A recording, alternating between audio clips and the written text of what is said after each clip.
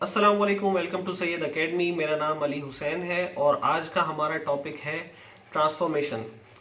Transformation का basically काम ये होता है कि किसी भी ऑब्जेक्ट को आप मूव कर रहे हैं, रोटेट कर रहे हैं या रिफ्लेक्ट कर रहे हैं। तो ट्रांसफॉर्मेशन की कुछ टाइप है, वो मैं आपको समझाऊंगा। और ट्रांसफॉर्मेशन का टॉपिक चूंकि बड़ा है तो उस ट्रांसफॉर्मेशन को मैंने 3 क्लासेस में डिवाइड किया है। तो आज का जो ट्रांसफॉर्मेशन है वो सिर्फ और सिर्फ मेन्यू के थ्रू है। ठीक है, सबसे पहले तो ट्रांसफॉर्मेशन की टाइप्स देख लेते हैं जो हमारे पास इलस्ट्रेटर में है। फोटोशॉप में जाते हैं तो फोटोशॉप में हमारे पास डिफरेंट है। तो यहां पर मैं टाइप्स ऑफ ट्रांसफॉर्मेशन कितनी है, सबसे पहले तो आपका आ गया मूव या फिर पोजीशन। दूसरी चीज आपका है रोटेशन, रोटेशन या रोटेट भी कह सकते हैं आप। ठीक है, तीसरी चीज है आपकी स्केल या साइजिंग भी कह सकते हैं इसको। चौथी चीज है आपकी रिफ्लेक्ट, कुछ सॉफ्टवेयर के अंदर इसका नाम मिरर भी है। ठीक है, पांचवी चीज है हमारे पास स्क्यू। स्क्यू, अच्छा, इसके अंदर इलस्ट्रेटर में इसका नाम शेयर है, कुछ सॉफ्टवेयर में हमें स्क्यू के नाम से मिलती है ये। ठीक है, वन बाय वन मैं आपको ये ट्रांसफॉर्मेशन समझाऊंगा।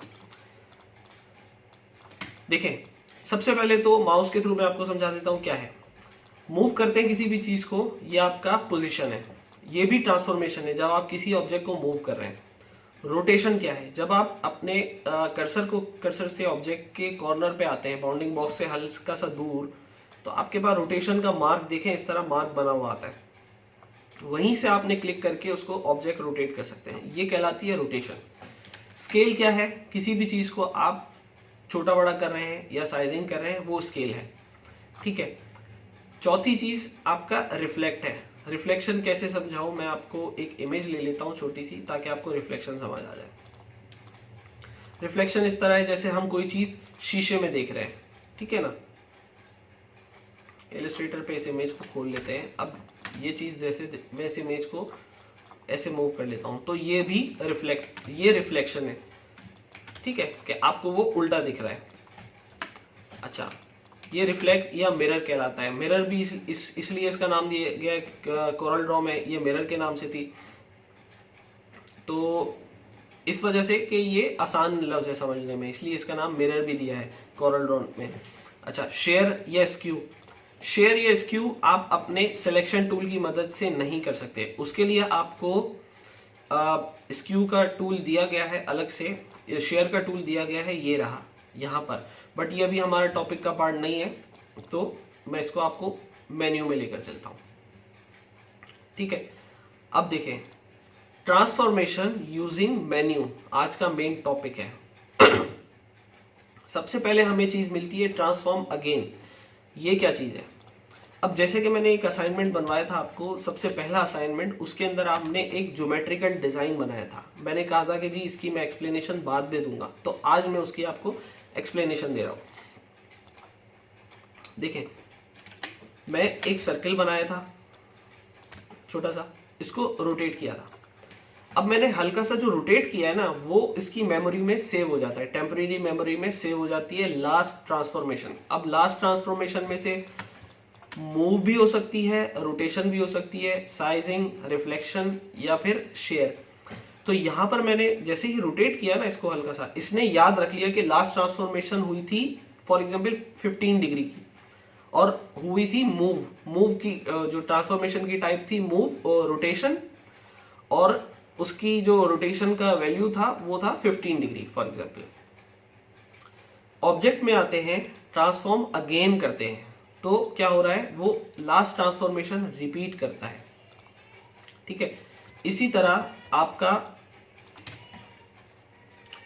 जब मैं ये ऑब्जेक्ट मूव करता हूं तो लास्ट मूवमेंट इसने अपने जहन में रखी है, और कंट्रोल डी प्रेस करता हूं। यहां पर देखें, ट्रांसफॉर्मेशन की शॉर्ट की है, ट्रांसफॉर्म अगेन की शॉर्ट की है कंट्रोल डी प्रेस करता हूं तो ये रिपीट करता है लास्ट ट्रांसफॉर्मेशन। तो इसी तरह हमने ये असाइनमेंट बनाया था भाई कि हल्का सा इसको रोटेट करना है, कंट्रोल डी से क्या हो रहा है, रोटेट हो रहा है, बट हमें कॉपी भी चाहिए थी उसकी, तो control C control F, copy ले ली और रोटेट किया था, कंट्रोल डी से ट्रांसफॉर्म अगेन किया था बेसिकली, फिर control C control F control D. अच्छा, यहां पर पाथ फाइंडर का भी एक रोल था। पाथ फाइंडर क्या करता है basically, control shift F9 press किया, ऑल्ट दबा के मैंने एक्सक्लूड किया, तो एक्सक्लूड देखें यहाँ पर जो ओवरलैपिंग एरिया है ना वो डिलीट कर रहा है। मैंने बताया था ओवरलैपिंग एरिया वो एरिया होता है जो जो जहां से ऑब्जेक्ट एक दूसरे को छुपा रहे होते हैं, वो ओवरलैपिंग एरिया है, ठीक है। तो ये दो ऑब्जेक्ट्स हैं, control C control F control D, अब ये तीन हो गए। अब इसको सिलेक्ट करके पाथ फाइंडर से मैं अप्लाई कर रहा हूं। अब देखें ये खुद ही कैच कर रहा होता है कि जो ओवरलैपिंग एरिया एक दूसरे ऑब्जेक्ट से दूसरे को तीसरे से समझ ले माइनस करता हुआ या ऊपर ओवरलैप करता हुआ जा रहा है, वो खुद ही उसको काटता रहता है। इसी तरह मैं जब control C control F control D control C control F control D, ये मैं कमांड पूरी, सॉरी कितने हो गए ये मिस्टेक, मैं इसको डिलीट करता हूँ। इसको सर्कल बनाया, रोटेट किया, control C control F control D. अब मैं इस सब को सिलेक्ट किया, ऑल्टर प्रेस किया और एक्सक्लूड। तो ये हमारे पहले असाइनमेंट की एक्सप्लेनेशन थी कि ये इस तरह है, ट्रांसफॉर्म अगेन का ये काम है, ठीक है। अब जैसे फॉर एग्जांपल मैंने शिफ्ट दबा के ऑब्जेक्ट स्ट्रेट मूव होता है, ऑल्टर से कॉपी आती है, तो स्ट्रेट कॉपी लेने का तरीका है शिफ्ट और ऑल्टर। अब मैंने कंट्रोल डी प्रेस करूंगा तो देखिए क्या हो रहा है, कंट्रोल डी प्रेस किया, वो अपनी लास्ट मूवमेंट को रिपीट कर रहा है और उसके साथ मैंने कॉपी भी ली थी वो भी उसको याद है, तो वो खुद ही ऑटोमेटिकली कंट्रोल डी कर रहा है। ऐसा काम रोटेशन में हम नहीं कर सकते कि मैं इसको रोटेट करते हुए कॉपी नहीं लेता है, ठीक है। अगर लेता तो ये कंट्रोल डी मेरा यहाँ पे अप्लाई हो जाता। ये तो ट्रांसफॉर्म अगेन की एक्सप्लेनेशन थी। अब आते हैं हम मूव में। मूव पे हम सिंपल आते हैं, यहाँ पर हमसे देखें यहाँ पे पॉइंट में वैल्यूज दे रहा है, तो इस पॉइंट की वैल्यूज को हम इंचेस में कन्वर्ट करेंगे, क्योंकि हमारे यहाँ पाकिस्तान के अंदर नॉर्मल जो यूनिट्स यूज होते हैं वो सेंटीमीटर, इंचेस या फिर मिलीमीटर लोगों को, मतलब जो बंदा जिस यूनिट से फैमिलियर होता है उसे वो यूनिट समझ आती है। पॉइंट यहाँ पे समझ नहीं आती लोगों को, तो वो यूज नहीं करते। यहाँ पर पिक्सल यूज करते हैं, पॉइंट भी समझ लें फॉन्ट या स्ट्रोक वगैरह में यूज की जाती है, बट जो कॉमन एक आम आदमी को जो समझ आती है यूनिट वो है इंचेस। किसी से भी पूछो यार 1 इंच कितना होता है, वो आपको एक फिंगर से बता सकता है कि हाँ यार इसके करीब 1 इंच होता है। तो हम यहाँ पर सबसे पहले यूनिट चेंज कर लेंगे, ठीक है। यूनिट फाइल में आएंगे, डॉक्यूमेंट सेटअप में, डॉक्यूमेंट सेटअप में देखें यहाँ पर यूनिट है, इसको मैंने इंचेस में किया और ओके कर दिया। अब मेरी जो ट्रांसफॉर्मेशन में जब मैं आऊँगा ना, तो मेरे पास यहाँ मूव पे बताएगा, इंचेस बताएगा। मैंने यहाँ लिखा 2 इंचेस हॉरिजॉन्टली मूव हो और 2 इंचेस वर्टिकली मूव हो, तो ये वर्टिकल और हॉरिजॉन्टल मैं यहाँ से अप्लाई कर सकता हूँ अगर कोई भी चीज़ मुझे एक एग्जैक्ट वैल्यू के थ्रू मूव करनी है, ठीक है। डिस्टेंस और एंगल यहाँ पे टेंशन नहीं है, इसको ये डिस्टेंस और एंगल आपको खुद ही निकाल के देता है जब आप इसके हॉरिजॉन्टल और वर्टिकल वैल्यू असाइन करते हैं। तो जैसे मैंने 4 किया, टैब दबाया, तो देखिए डिस्टेंस और एंगल उसने खुद दिया है, यानी कि इस यहाँ से लेके यहाँ तक का डिस्टेंस और एंगल भी दोनों चीज़ें इसने हमें दे दी। ओके किया तो ये मेरे पास अप्लाई हो गया। अगर मैं ऑब्जेक्ट में आता हूँ ट्रांसफॉर्म में मूव के अंदर, और मैं इसको चाहता हूँ कि जी मेरा ओरिजिनल ऑब्जेक्ट अपनी जगह रहे और उसके साथ एक कॉपी आ जाए, तो मैं यहाँ से कॉपी ले सकता हूँ, ठीक है। तो ये 2 हो गए। अब हम रोटेशन पे आते हैं। रोटेशन में बहुत सिंपल है रोटेशन। यहाँ पर आते हैं हम ऑब्जेक्ट में, ट्रांसफॉर्म में, रोटेशन में, रोटेट। तो यहाँ पर हमें सिर्फ एंगल पूछता है कि भाई आपको कितना डिग्री रोटेट करना है। मैंने इसके कहा 20 डिग्री, तो ये 20 डिग्री रोटेट करेगा। रोटेशन जो है, जिसको नहीं पता उसको मैं बता दूं, रोटेशन क्या चीज़ होती है। किसी भी सर्किल के अंदर या जो डिग्री होता है टोटल, वो 360 डिग्री होता है। ठीक है। फॉर एग्जाम्पल इसमें जो बेसिक एंगल्स होते हैं ना, वो मैं आपको समझा देता हूँ। इसको मैंने कॉपी किया। फॉर एग्जाम्पल ये जो है ना, ये कहलाता है 0 डिग्री यहाँ पर, ठीक है। ये अगर कोई चीज़ आप इसको ऐसे रखी हुई है ज़मीन पे फ्लैट, तो ये कहलाएगी 0 डिग्री। अगर आपने उसको स्ट्रेट कर दिया, ये कहलाता है 90 डिग्री, और उसको मज़ीद घुमा दिया तो वो 180 डिग्री कहलाता है। तो अगर किसी को डिग्री के बारे में नहीं पता कि जी ये डिग्री रोटेशन में क्या होता है, तो वो यूट्यूब पे जाके थोड़ी सी वीडियो सर्च कर ले कि रोटेशन होती क्या है। वैसे तो सारे बच्चों को पता होता है, लेकिन इत्तेफाक मेरे साथ हो चुका है, एक बच्चे को डिग्री के बारे में पता नहीं था। अक्सर ये 360 डिग्री क्यों होता है, ये ज़्यादा क्यों नहीं होता या कम क्यों नहीं होता। अरे भाई, जो इसका एंगल है वो फिक्स है, 360 डिग्री ही है, ठीक है। तो उस हिसाब से जब आप इसको प्रैक्टिस करेंगे थोड़ा सा, तो आपको ये समझ आने लग जाएगा कि अच्छा यार, रोटेशन ये है। अब देखें, मैं यहाँ पे 180 डिग्री रोटेट करता हूँ, तो ये 180 डिग्री वहीं आ गया अपनी जगह पे। 360 करता हूँ, तब भी अपनी जगह पर आ गया। जैसे ही 90 डिग्री करता हूँ, यानी कि 0 से 90 डिग्री ऐसा है, और अगर 0 देखा जाए तो अभी मेरा करंट जो है वो 0 ऐसा है, और 90 करूँगा तो वो ऐसा हो जाएगा, यूं समझ ले, ऐसे रोटेट हो जाएगा, ठीक है। और अगर मैं इसको मजीद 90 180 करूंगा, तो वो चीज ऐसे चली और वो पूरा दोबारा अपनी जगह पे ही आके रोटेट हो जाएगी, ठीक है। यूं समझ लें, यहाँ पे मैं आपको दिखाता हूँ, ये 90 हुई और ये 180 दोबारा अपनी जगह पर आके खड़ी हो गई, ठीक है। तो ये डिग्री का चक्कर। अगर मैं यहाँ से इसको 15 डिग्री करता हूँ, ओके करता हूँ, तो ये 15 डिग्री रोटेट हो जाएगा। अगर मैं यहाँ से दोबारा आके कॉपी लेना चाहूँ तो कॉपी भी ले सकता हूँ, 15 डिग्री एंड देन कॉपी। अब control C, control F, D, control F, control D करने की जरूरत नहीं है। मैं control D D D D D बस ये प्रेस करूंगा तो मेरे पास अपना शेप आ जाएगा और एक्यूरेट आएगा। यहाँ पर डिग्री से फायदा ये होता है, थोड़ा सा आप इसको प्रैक्टिस करेंगे तो आपको ये समझ आ जाएगा। अच्छा, अब ये देखें, कहीं से भी आउट नहीं है डिजाइन, ठीक है। स्केल की तरफ आते हैं। स्केल में बहुत इजी है,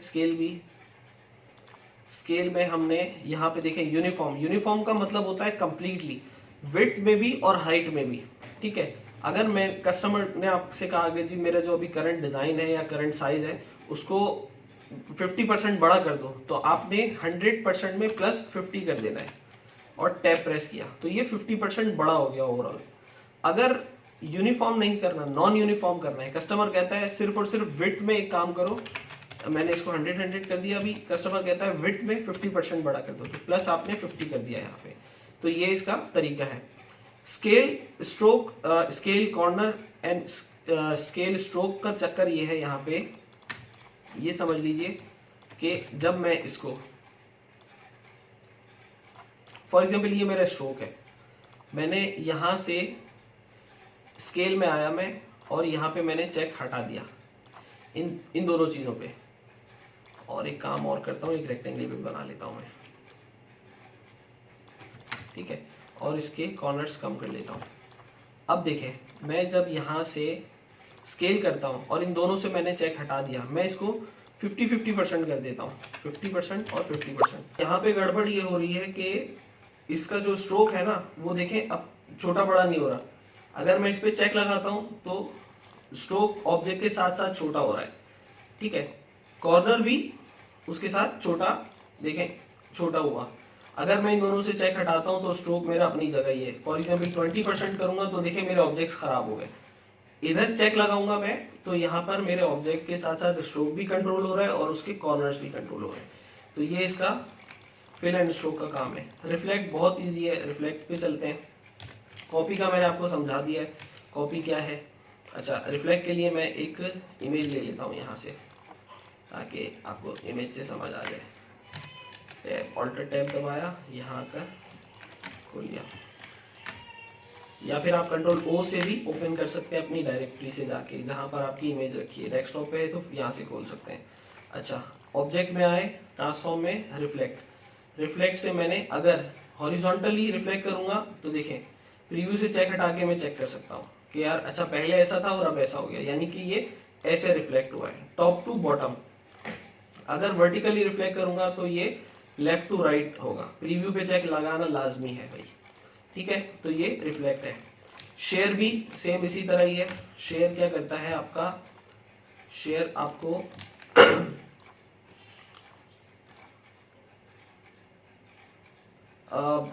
एंगल वाइज समझ ले ऑब्जेक्ट को खींच देता है, तिरछा कर, यूं समझ ले तिरछा कर देता है। अगर मैंने 30% किया तो ये देखिए तिरछा कर दिया ऑब्जेक्ट को ना। अगर वर्टिकल करूंगा तो वर्टिकली होगा, हॉरिजॉन्टल करूंगा तो हॉरिजॉन्टल होगा। प्रीव्यू पे चेक लगाऊंगा, प्रीव्यू पे हो सकता है।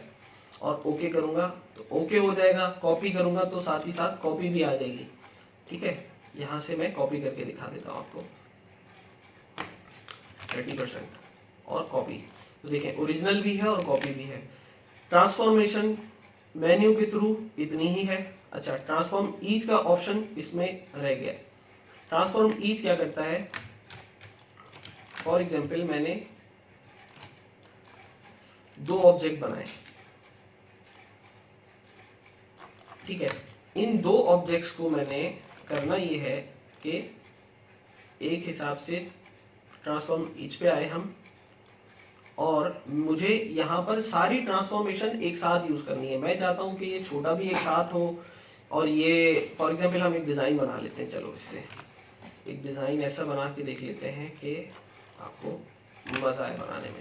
इसको मैंने बड़ा किया, स्ट्रोक का साइज इसका कम किया। आपने स्ट्रोक का साइज अपने हिसाब से सेट करना है, ठीक है। शिफ्ट ऑर्डर से आपने इस तरह इसको कॉपी किया और यहाँ आए, इसको रोटेट किया और ये, और इसको यहाँ से ये ऐसे हमने बिठा दिया। आपने इस तरह का एक शेप बना लेना है। ट्रांसफॉर्म ईच पे आए हमने इसको सबसे पहले मैंने कहा इसको कि भाई 90 डिग्री आप छोटे हो जाओ, 90% आप स्केल विड्थ और हाइट में आप छोटी हो जाओ। एंगल आपका 15% या 10% इसका छोटा कर लो, मूव कर लो और ओके करेंगे। ओके नहीं करेंगे, हम कॉपी करेंगे यहाँ से। उसके बाद कंट्रोल डी जब प्रेस करेंगे तो ये, अच्छा यहाँ पे बुरा लग रहा है, मैं इसको अंडू करता हूँ थोड़ा और 80% करते हैं। ट्रांसफॉर्म ईच 80% और कॉपी।